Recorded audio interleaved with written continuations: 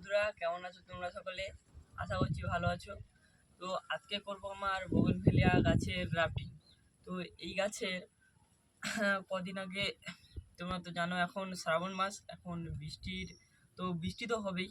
বেশিরভাগ বৃষ্টির জন্য গাছে পাতা বেশি হয়ে গেছে, ডালপালা বেশি মানে গ্রোথ হচ্ছে, ঠিক আছে। তো মাটি শুকনো হওয়ার সময় দিচ্ছে না, তবু এখন পরশু দিনা বৃষ্টি হয়েছিল, এখন বৃষ্টি হয়নি, ছাড় আছে, রৌদ্র খুব মনোরম। তো এখন আমার মাটিটা একটু শুকনো হয়েছে। তো এই সময় যত মাটি শুকনো হবে তত বোগেনভেলিয়া গাছের ফুল ভালো হবে, পাতা কম থাকবে, তখন ফুল ভালো হবে। তো আজকের মেন পয়েন্ট, আজকে করব আমার বোগেনভেলিয়া গাছের গ্রাফটিং।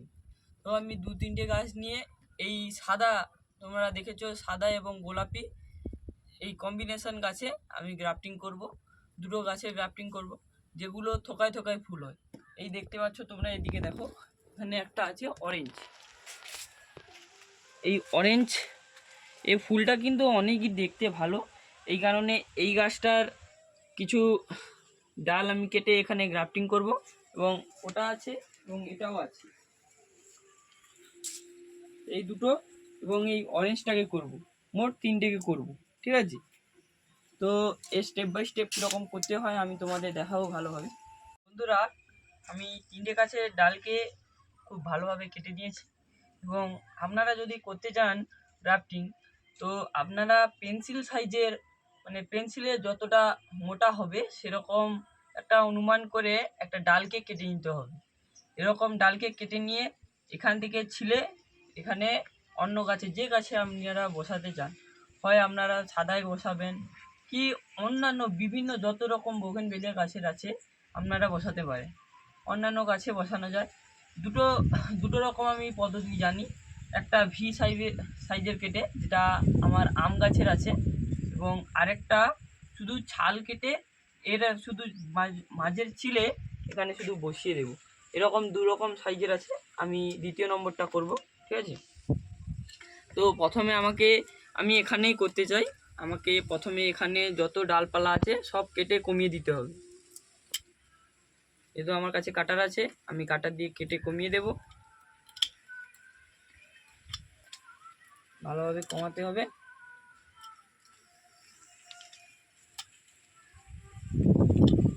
এই গাছটা যতই ডাল আমি কাটতে থাকবো, গাছটা কিন্তু আরও ভালোভাবে ডাল বের করবে। এই যেরকম এখানে কেটে দিয়েছি, আবার এখান দিয়ে বেরোচ্ছে, এখানেও কেটে দিলে এখান দিয়েও বেরোবে। এগুলো এখন রেস্টে রাখবো, কারণ গাছে নতুন গ্রাফটিং করছি। তো প্রথমবার একবার গ্রাফটিং আমি কলম দিয়েছিলাম, গুটি কলম, ওটা সাকসেসফুল হয়েছে। এই জন্য আমি প্রথমবার গ্রাফটিং করব, তাই গাছটাকে একটু ন্যাড়া টাইপের করে নিচ্ছি। তো এই যে আমরা ডালগুলো কেটে নিয়ে এলাম, এই ডালে সব যতই ব্রাঞ্চ আছে, একটা দুটো, এগুলোই তো ব্রাঞ্চ নেই, আমার প্রথম গাছ, নতুন গাছ, তোমরা বুঝতেই পারছো, এটা একটু ব্রাঞ্চ আছে। একটা দুটো পাতা রেখে সব আমি পাতা কেটে দেবো, পাতা কেটে দিতে হবে। তো আপনারা চাইলে, আমিও লাগাবো, আপনারা যদি পারেন তো যেখানে কেটেছি গাছগুলোকে, আমি যখন এই গাছগুলো কেটেছি তো ফাঙ্গিসাইড আছে, আমার ফাঙ্গিসাইড লাগিয়ে নেব। বা আপনাদের বাড়িতে হয়তো ফাঙ্গিসাইড নেই, কেউ হয়তো নতুন শুরু করেছে বা ফাঙ্গিসাইড হিসাবে কেউ জানে না, তো আপনাদের বাড়িতে সবার বাড়িতেই হলুদ থাকবে, কারণ রান্নায় হলুদ প্রয়োজন হয়, হলুদও লাগালে হবে, ঠিক আছে। তো ব্রাঞ্চকে ভালোভাবে ছিলে নিতে হবে, ডালগুলোকে।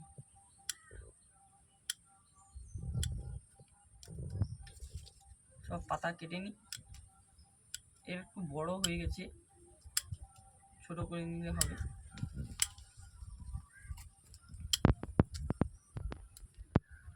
একটু সরল টাইপের যে ডাল হলে খুব ভালো হয়, তাহলে কাটতে ভালো হয়, ছিলতেও ভালো হয়।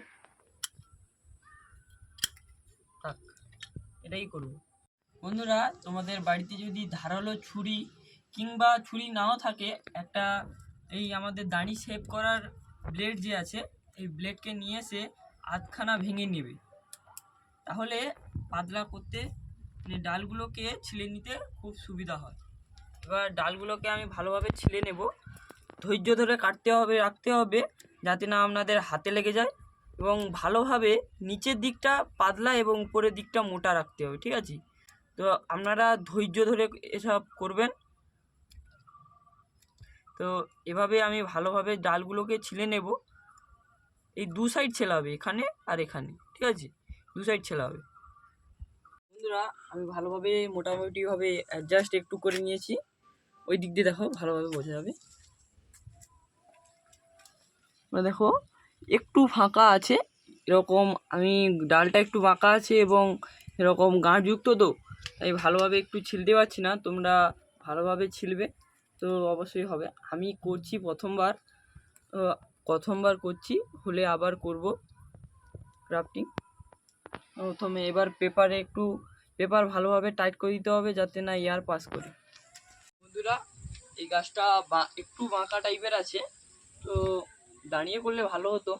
প্রথম করছি, দেখি কি হয়। একটাই করছি, এবারে 3টে বলে ফেলেছি, একটাই করব। বাড়িতে গ্রাফটিং পেপারও নেই, কিনে নিয়ে আসা হয়নি। ভালো করে টাইট করতে হবে যাতে না এয়ার পাস হয়।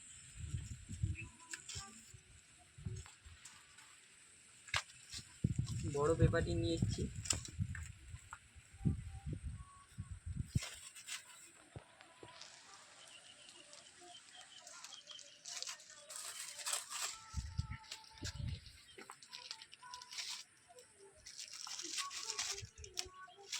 বন্ধুরা, পেপারটা ছিঁড়ে গেছে, মোটামুটি জড়ানো হয়ে গেছে, পেপারটা পেঁচিয়ে নিয়েছি।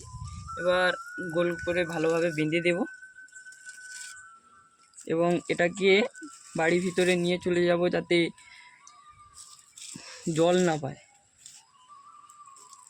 আর যেগুলোতে কেটেছি ওগুলোতে ফাঙ্গিসাইড লাগিয়ে নেব। আপনারা যদি করেন ফাঙ্গিসাইড লাগিয়ে নেবেন। তো আমার প্রথমবারে যদিও না গ্রাফটিং সাকসেস হয়, আমি পরেও করব, তোমাদের দেখাবো।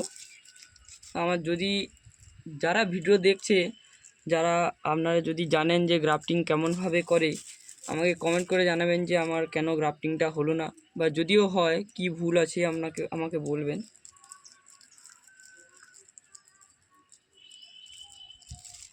পেপারটাকে বেঁধে নিয়েছি। এবার পেপারটাকে ভালোভাবে আরেকটু বেঁধে নিই। খুলে যাচ্ছি, টানতেই পেপারটা মোটামুটি ছেঁড়াই অবস্থা। এই টানছি, ছিঁড়ে যাচ্ছে। আস্তে করে করতে হবে। মোটামুটি একটা পেপারে পলিপ দিয়ে দিয়েছি। তো এটাকে আমি 20 দিন মানে 20 দিন ছেড়ে দেব। 20 দিন রেখে আবার আপনাদের দেখাবো কি রেজাল্ট হয়েছে। বন্ধুরা, একটা অরেঞ্জ নয়, অরেঞ্জ থোকা, এটা বেঁধে দিয়েছি গ্রাফটিংয়ে। তো আমি ঠিক বেঁধেছি কি ভুল বেঁধেছি তোমরা কমেন্ট করবে। তো জানার কোনো শেষ নেই। আমি জানছি মানে জেনে গেছি বলে এটা বলছি না। আমি প্রায় 1.5 বছর ছাদ বাগান করছি। এই ছাদ বাগানে কেমন কী করতে হবে আমিও ইউটিউব দেখে করছি, এবং পাশাপাশি ইউটিউব চালাচ্ছি। কী করছি ইউটিউব দেখেই করছি, কিন্তু আমি যেটা জানি, আমি যেটা বইতে পড়েছি, ওটাই আমি প্রয়োগ করার চেষ্টা করছি, ঠিক আছে? তো আপনারা আমাকে বেশি করে সাবস্ক্রাইব করুন যাতে আমার চ্যানেলটা একটু গ্রো হয়, ঠিক আছে?